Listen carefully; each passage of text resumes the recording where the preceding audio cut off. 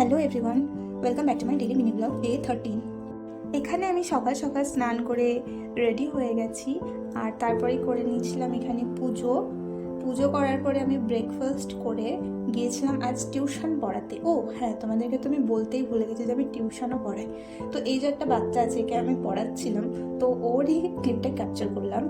তারপরে বাড়ি এসে দেখি লাঞ্চের সময় হয়ে গেছে। তারপর আমি আমার টেকোটাকে খাইয়ে দিচ্ছিলাম, দেখো কি সুন্দর খাই। ওকে আমার হাতে না মাখিয়ে দিলেও কিন্তু আবার খেতে চায় না, এটা ওর একটা বদ অভ্যাস। ওকে নিজে খেতে বললেও কিন্তু খাবে না। তারপরে আমরাও করে নিয়েছিলাম লাঞ্চ। আজকে লাঞ্চে ছিল ভাত, এখানে উচ্ছে ভাজা, আর ছিল পটল আলুর একটা সবজি ছিল, তারপর ছিল একটা কুমড়ো আলু পই দিয়ে একটা সবজি ছিল, তারপরে ছিল মাছের ঝোল।